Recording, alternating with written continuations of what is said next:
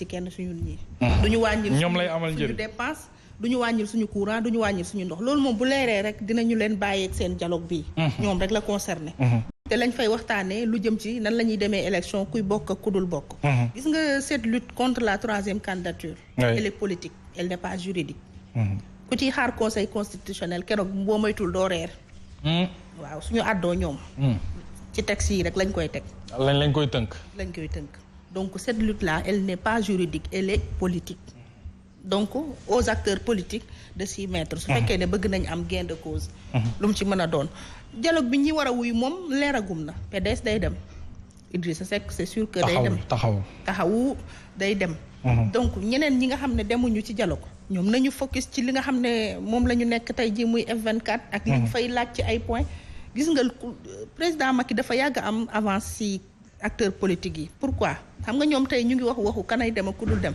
moom xam na fi mu jëm de bañ leen ko ba depuis février premier ministre de l'intérieur wax na ne élection présidentielle 25 février 2024 la ñoom ñu ngi ci seen calendrier de donc lu ci mën a jot ñoom bu commencé rek dañ ciy dem attaquer ko gis nañu ay cellule mouvement des femmes ak ñëpp di naan dañuy bëgg président présenté wu pour élection yi ba ne dañ koy déposer ci préfecture yi sous l'égide de Adji Mergane Kanouté et Marième Badiane xam nga kon ñoom ñu ngi ci seen yoon ñii tamit ñoo war a nekk seen yoon te dialogue bii nga xam ne dañ leen ko sànni pour ñu ci xiiroo ŋaayoo mu bañ leen a tardel li ñu bëgg maanaam fexe ba élection yi ñu organiser ko ñu libre transparente ku ci war a bokk te remplir critères yi nga bokk ci te duñ ci galgal kenn ci wàllu justice. Et Pastef qui doit rencontrer la presse demain jàpp nga ni li tukkee foofu même si on peut pas se permettre de faire de la météo politique mais jàpp nga ne Pastef bi ñu gis dina continuer quand même quoi qu'on puisse dire bokk ci boobu la coalition di Yewwi Askan Wi.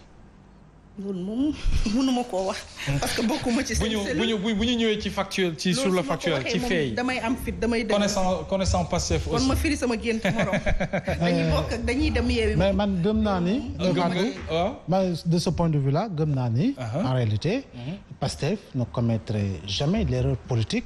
suba mu génn comme ni koy laajee ne génn naa Yewwi Askan Wi. non Pastef dafa nekk partie prenante partie intégrale. si li nga xam ne moo di coalition Yewwi Askan Wi. ba pare nekk wëlbatiku nekk la locomotive principale à travers ki nga xam ne moo di Ousmane Sonko. c'est-à-dire que il faut quand même que les gens puissent accepter cela. donc dama ne coow kii wax kee tontu kee ñu ne loolu dina tax gars yi génn non je ne le pense pas. je ne le pense pas te encore que Pastef dafa am place am au sein de Yewwi am place am au sein de l'opposition maintenant on parle du dialogue Macky ok. coow am na seen biir ñoom. mais que fait-on du reste des oppositions. le F24 c'est près de 103 organisations. oui 103 organisations yi ba tey si 103 organisations yi Cheikh Oumar kan moo wane day dem benn organisation moo ko waxagum officiellement si li ma xamugum bokk. mais ñeneen ñëpp nee na demuñu donc F24 bi ñoom li ñuy xeex bokk na si li nga xam moo di troisième candidature boobu te encore que du ma ànd par exemple su ñu ne. conseil constitutionnel moo war a atte. Joseph. xam nga lan moo di dëgg. c'est-à-dire que da nga warul déposer dossier ba conseil constitutionnel war see mën a statuer. président Issoufou wala président Buhari bu ñu paree seen ñaareelu mandat jëluñu seen dossier yóbbu ko conseil constitutionnel seen dëkk de wala cour constitutionnel seen dëkk de. foofu nag dama ne effectivement bu ñu référé woo si li nga xamoon di Ismaïla Madior Fall li mu wax. que ni le conseil constitutionnel est une tour de Pise toujours penchée du côté du palais. kon su boobaa nga foog ni conseil constitutionnel dina ne président Macky Sall mënoo bokk. su dee dañoo tënk si loolu. donc li am solo moo di. deux candidatures yooyu. te mu insister si moom président. wax ko waxati ko dama ne gis nga au sein de Benno ñàkkut une personnalité bu am dayo bu am xam-xam bu am jaar-jaar boo xam ne buñ ko jiitalee qui sait sénégalais mun nañ ko jox confiance je pense que on ne peut pas penser qu'une personne kese moom dong moom rek moo fi nekk moo fi war a mën a nekk un choix ad vitam aeternam pour une coalition et quelle que soit la nature de la coalition je pense que il faut quand même que ñu mën a lever yenn considération yi pour mën a xam en fait ban démocratie dañu bëgg tabax mais bu ñu ne na conseil constitutionnel bi tranché non encore une fois conseil constitutionnel warut a tranché foofu parce que yow waruloo sax déposer dossier ba ñu naan conseil constitutionnel na tranché te souvent c'est des politiques ñoo lay embarqué en réalité si discours boobu may jàpp ni nag aujourd'hui c'est ce qu'ils doivent déposer ñi ngi biir Benno ñi ngi biir APR par rapport ak li nga xam ne matal gu ñu war a mën a matal pour doon candidat mais nag élection présidentielle bi Seydou Mohamed comme ni ko Joseph waxee dama si ànd ak moom dama ne le Sénégal veut voir véritablement comme candidat Ousmane Sonko. Le Sénégal veut voir comme candidat Malick Gakou. Bien sûr. Le Sénégal veut voir comme candidat Thierno Alassane Sall, Docteur Abdourahmane Diouf, Bougane Gueye et consorts. Pour que véritablement sauf que dara leeragul sunu bopp. voilà dara leeragul pour que choix boobu mu bañ a nekk rek choix en réalité de frustration pour folli nit. Il faut quand même que la pluralité des choix puisse permettre ce qui nous a causé quand même beaucoup de préjudice di folli nit rek te doo xam la pluralité des choix va permettre un choix beaucoup plus judicieux des électeurs sénégalais pour qu'on ait en réalité même bu ñu dundul une véritable alternative que l'on soit véritablement plus proche d'une alternative que d'une alternance politique à la tête du pays. Je pense que loolu bu ñu si tabee et par rapport ak li nga xam ne su boobaa alternative bu dee am na Mohamed forcément dafay am répercussion sur véritablement li nga xam ne mooy le renouvellement naturel de la classe politique sénégalaise dina andiwaat li nga xam ne moo di des considérations liées si li nga xam moo di la morale politique la déontologie politique ba nga xam ne effectivement bu fekkee ni yow da nga am nooy positionné aussi comme ki nga xam ne wañ buy biiw la rek xooxu mango lay wër te loolu dafa bari si classe politique bi def naa ni Sénégalais yi ñooñu dañ leen mën a seppi tegee leen nële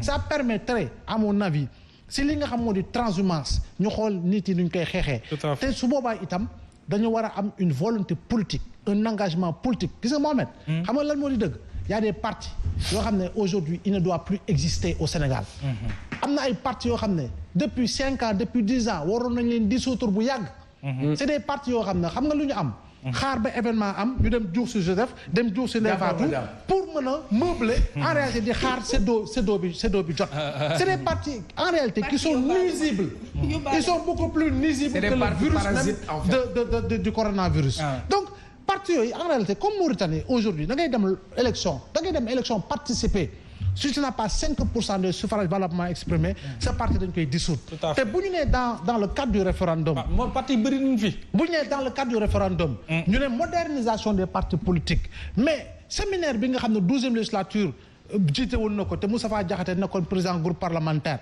mais il était question gars yi waxtaan si li nga xam ne lan la ñu mën a jëmale si rationalisation Mohamed si on a moins de partis la lisibilité du fait politique sera beaucoup plus claire au Sénégal daañu mën a moytu yu bari parce que aujourd'hui xoolal y a trop de prébendiers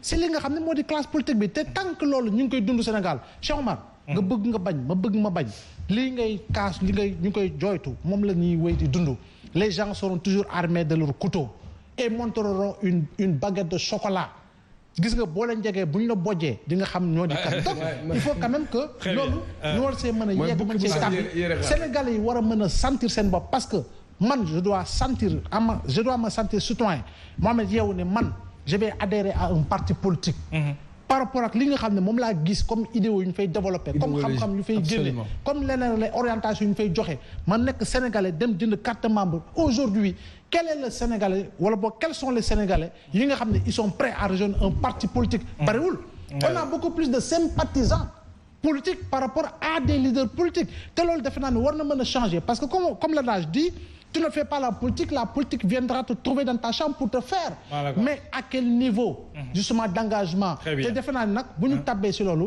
on aura une autre qualité en matière de citoyenneté engagée. alors Saliou am na loo bëgg a sànni mais Ndeye Fatou moo fi doon kaas ne amaguñu candidat bu jigéen muy candidate Aïda Mbodj qui a déclaré sa candidature jàpp nga ne war na cee mën a génn wala dafay dañ koy dugal ci loowu Ablaye Mbow yi bon avec tout le respect quand même bi ñu am ci boobu am na mouvement bi mu ne maintenant léegi parti politique la et que candidate la je pense que ne aussi ce serait bien ñu am aussi ay profil yu jigéen ci Sénégal.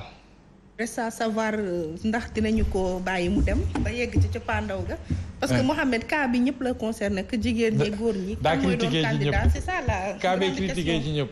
ñoom ñëpp fi mu toll nii ñoom ñëpp a yem ci même piédestal la ñu taxawee. ñoom ñëpp kenn wóoru leen ci ne. dinañu présenté wu ci élection présidentielle wala dinañu en tout cas retenir seen candidature parce que barrière yi fi tegu ci diggante bi dafa bëri lool. ok moo tax dañ koy encourager encore une fois que une femme soit candidate parce que gëj nañ ko am depuis 2012. avec le professeur Amsatou Sow Sidibé suñu amee une femme comme madame Aïda Mbodj ñeneen ak ñeneen ñëw. ñeneen ñañ ci topp vraiment loolu dañ koy très bien encourager. Saliou Joseph. xam nga fi mu toll nii lu nar a bett ñu bëree bëri. waaw lu ñu nar a bett. yaa ngi gis ci coowu politique bi ñu ngi wax rek. cadre yu bëri ñu ngi wax. cadre yi. ñu bëree bëri. des responsables de parti. in firo ñu daje daal di toog autour d'une table. ñu ci bëri duñ jàll parrainage. ñu ne nguur gi moo leen ko teg bu continuer Pape Djibril Fall yaa ngi koy dégg. est-ce que yaa ngi koy suivre. il fait une tournée au niveau national. di installer ay secteurs. di préparer le parrainage di waxtaan ak ay jeunes di préparer ay élections. bu ñu demee ci ay élections mu jàll parrainage dem ay élections am yenn résultats yi ñu ni fu mu jaar. politique moo bëgg moo bindoo ngay dem ci terrain di liggéey ji. di waxtaan ak nit ñi. y a beau un discours à tenir. y a beau de fait de miser sur quelqu'un ni bu ñu demee élection bu ñu demee second tour ma soutenir ko après bu ñuy def répartition du gâteau mu am lu ma jox. c'est limiter ses ambitions. nit bu créer parti politique pour jiite am réew la dugal ca xam-xamam ak xam-xamu ñoo mu àndal ngir suqali réew mi loolu la ñuy xaar ci parti politique. mais tel n'est pas le cas. rares sont les leaders yi nga xam ne yaa ngi leen di gis ñuy def ay tournées rares laa la wax sont les leaders ñett rek nga ci tudd Ousmane Sonko Bougane Gueye Dany Pape Djibril Fall ñi ci des ñëpp investiture la ñuy def ak toog woote ci salle ga woote ci salle bi ñëw d'accord gis nga ci kanam tuuti lii atte loolu mooy le parrainage. tout à fait ñu commencé waat di yuuxu te il faut être réaliste da nga war a dem élection jumtukaay yi ci war a jëm da nga koy wuti ji. tout à fait boo bëggee tukki. dugg ci tukki àll bu sori da ngay waajal sa waruwaay. pour mën a taxaw nag ci fi nga xamante ni si fa la ñuy décider. moo tax à chaque fois may leen di wax l'importance du dialogue majoritairement bu ñu demoon autour de ça ni parrainage bi dañ koy wàññi à tel niveau dinañ mën a am li Abdoulaye wax. dinañ mën a am participation bu baree bari. d'accord évaluer càmbar fichier électoral bi. nga dem ci ay secteurs yu baree bari sur les 46 départements du Sénégal fu ci nekk nga estimer ci li nga ci am ci ay électeurs yoo xam ne nangu nañoo ànd ak yow fidèle ci cette base mooy li ngay wax fidéliser les militants de leur parti. ba mu leer leen ni sur le fichier électoral bu ñu demee élection danañ am nangam ba mën a taxaw daal ni nañ jàkkaarloo nguur gi. mais loolu amoo ko nekk ci ay prédispositions yoo xamante ni si du yoon woowu sax lay jaar. te ëllëg mu war a jur beneen débat. d'accord ce n'est pas l'idéal. l'idéal est que ñi war a bokk ñëpp ci élection yi bokk ci. ñi war a participer. ñi war a nag. dégg naa wolof ñi war a participer. ñi ci warut a bu ñu non xam nga bu ma nee ñi ci war a bokk. mooy ka war a bokk tudduma ko. ñi ci war a bokk participer ci élection yi. ñu am une vitalité démocratique bu sax. bien sûr am ay leaders yuy représenter Sénégal dignement intra comme extramuros pour l'intérêt de notre pays et sa survie et répondre au rendez-vous de la convocation des grandes nations. très bien Cheikh Omar li Mbow wax dafa am solo est-ce que on a de très bons profils des gens yi nga xam ne bu ñu poser seen candidature pour xëccu dem 2024 mais quand même dañ lay tegal ay programme yu leer nañ mais yaa xayti naam xamuñu ñu war a dem mais est-ce que duñu yaatal mbir mi ba ñoo ñëpp mën a bokk su ko defee ñun itam ñu tànn ci kaw profil ak i programme yu am solo que nag yaa fi sës yow lañ fiy teg wala folli wala folli rek wala folli waaw mais yow moom da nga fi jóge dama doon dégg benn woykat xaw ma kat moo ko way mu neexale mu ne bëgg a dem taxatuma dem mën a dem may taaxaar yow xamatuma kat moo ko way mais dama dégg sànq mon ami Salif très très pertinent Salif Joseph parler d'émotion et de rationalité. Moi je vais pas être entre la rationalité ou les émotions. Moi je veux me placer dans mes convictions propres mën naa juum mën naa bañ a juum mais damay bëgg man li may wax mu dëppook man li ma gëm. waxuma pour neexal kenn sama yoon neew si kenn parce que voilà man sama liberté lu ma am moom ko gënal. su ma ko amul fii nii fii du ma fi xëy suba. li ma gëm laa wax. li ma gëm mooy yaa ko wax nit ki mu ngi nee di dem yàlla moo koy def ci jaamam. Khalifa Sall balaa may juddu man nekk na député sëñ bi nekk na ministre de la jeunesse su ma juumlee Khalifa yor na fi ay fonction étatique bu ne ay dem mbooj mii bi muy dégg ministre fu Sonko nekkoon Habib Sy bi muy dégg ay ministre d'état fan la Sonko nekkoon yàlla moo ko indi ci benn période may ko li mu am mais ci politique sama bopp ma la gënal du bañ naa la dëgg la moom bi mu ñëwee da leen a mëdd am na ñoo xam ne ñu ngi ànd ak moom di ko nguufaan di ànd ak moom nii xam la ñuy wax bu ñu wéetee ñaw kii baax na si moom parce que jàpp nañ ni tant que moom mu ngi exister ñoom duñu exister. xanaa duñu mën a yegg foofu. muy calcul politique boobu bu sew boobu déjà bokk na ci benn mbir bu am sincérité bi ñuy wax ak ay lii laalale voilà yooyu ay affaire la nii pour rafetal parfois sax soo ko am problème nga gis ko bind communiqué de tout cœur avec yow si alors que li muy wax noonu. da nga bëgg a wax gëmuñu ko quoi. waaye rafetal la beneen bi dafa jekkul dafa rafetul dama koy wax encore une fois. démocratie dafa neex dafa rafet. du luxe mais lu ñu war a am la. lu ñuy tiitaroo la lu ñuy ndamoo la mais tey bu ñu demee ba suspicion ba nit ñi di ko xalaat quoi war nañ toog si ñuy xalaat naan kii war na bokk wala kii war na bokk quand même fii Sénégal toll. oui mais man ba ma nee xale da ngay dégg ñu ne la Iba Der Thiam mooy borom neexi ree ñu naan la Djibo Ka mooy pël bu rafet.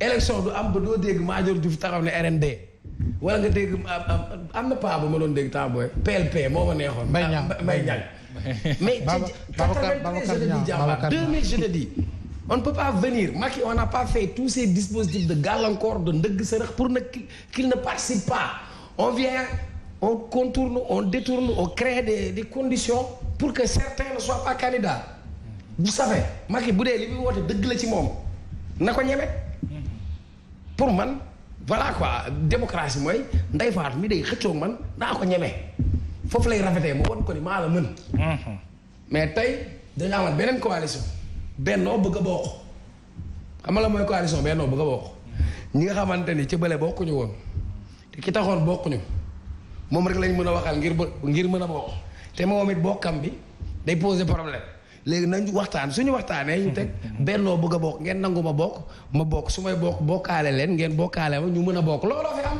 su ma bokkul doon jàmbaar dégg nga olof ancien rappeur là déggoo ma de ci bokk bi laa la wax.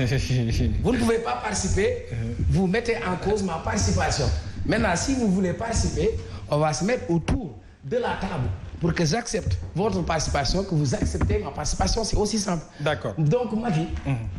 non il est extra c'est-à-dire li Khalifa wax noonu Macky daa mel ni ku yëgul dara yàlla laa nekk ci ginnaaw lay toog ni nii boolewu ci wax ingénieur la li mu bëgg ay objectif am mu ngi koy tracé yaa ko wax léegi kenn waxatu lay wax candidature xam nga lu ñuy wax kan moo war a bokk nu muy bokkee nu muy nangam pour man c'est regrettable dans une démocratie d'accord qu'on mette des filtres comme ça 1 million de parrains ku ko neex doo bokk très bien alors qu'on prenne en compte le système judiciaire pour écraser des adversaires politiques on devrait dépasser ce stade pour man le charme de la